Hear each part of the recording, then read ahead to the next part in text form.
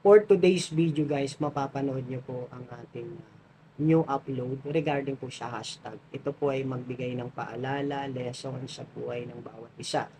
Pero wala po tayong karapatang humusga, humatol. Ito po ay batay lang po sa ating napakinggan, napanood. At wala po tayong kinakampihan sa bawat isa. Sa sino mang panig, purpose lang po natin ay magbigay ng information bilang isang content creator. Wala po tayong pinapanigan sino man sa kahit sino sa kanila. So, please, tignan nyo po, tapusin nyo po itong video na to at marami kayong matutunan. Salamat po. Let's go!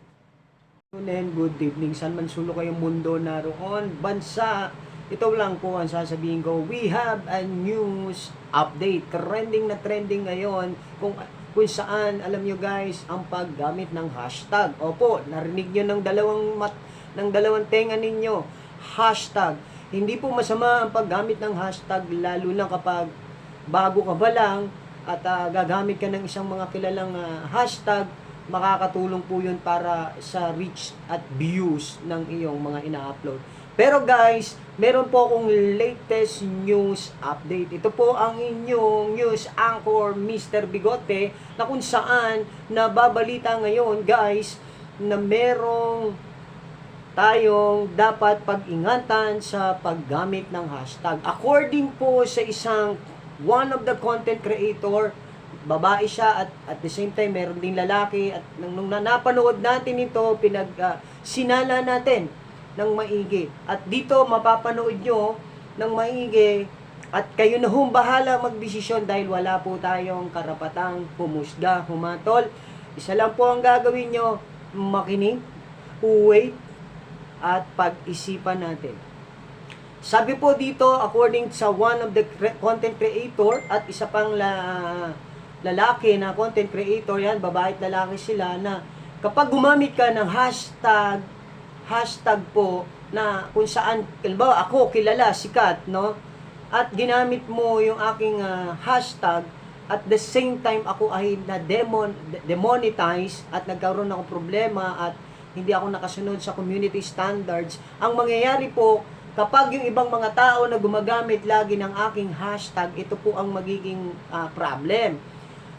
Magiging less yung views, magiging less yung reach.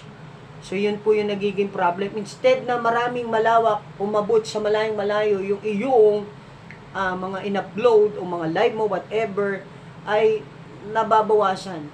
Pero hindi po kayo madedemonetize, nga lang nagkaka-problem po sa ganung bagay. According po ito sa isa nating content creator, at mapapanood nyo po yan. Ayan, ito po ang aking pag-news, ay wala tayong kinikilingan po dito. Ito ay patas lamang na pamamahayag bilang isang reporter, content creator. Ayan, bagamat nalulungkot ako kasi isa din po sa kilala kong sikat, hindi ko na po banggitin, no, ay mahirap po. Kayo na lang po ang manood. Pero ang ginagawa ko na lang po, bagamat hindi pa tayo kilala at hindi pa nag-earning, ang ginagawa po natin ay for the safety purposes ng my account and my team, ang ginagawa ko po, hindi ko muna pansamantalang ginamit yung hashtag.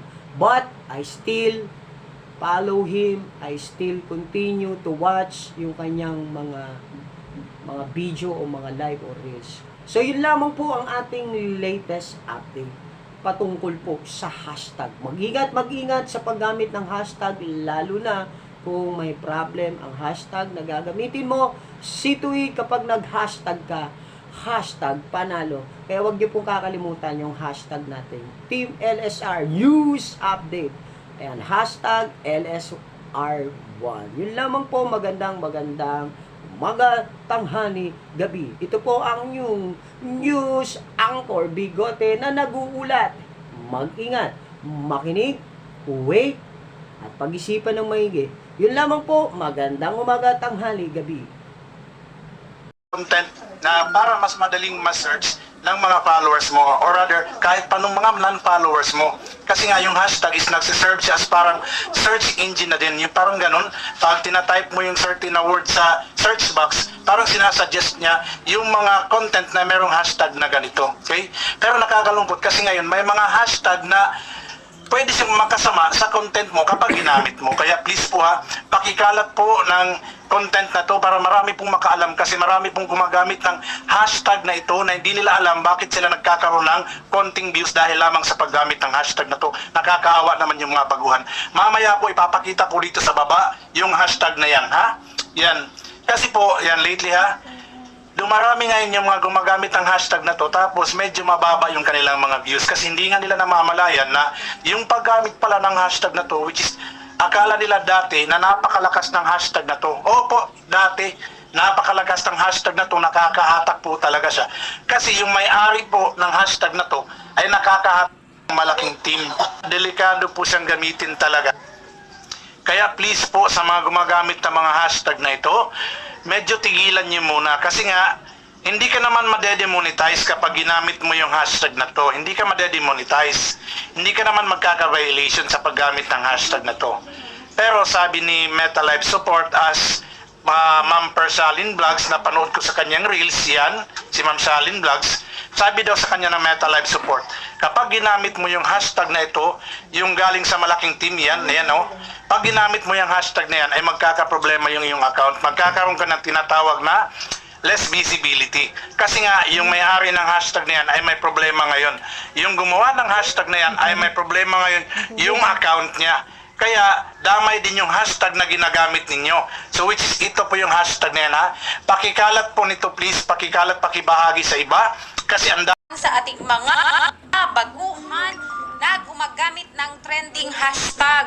Yes po, kayo po ay hindi madidemonetize. Pero po, pag ginamit nyo yung hashtag ng isang malaking content creator na yan is magiging less visible po ang inyong mga post or reels or long form video kasi po yung sinare nyong account or yung sinare nyong hashtag is may problema. May page not recommendable siya at may community guidelines na na-breach. So, ibig sabihin po, kahit anong hashtag nyo na gamit yan sa inyong mga reels is less visible po ang inyong mga video. So, ibig sabihin, less view, less kita, less engagement.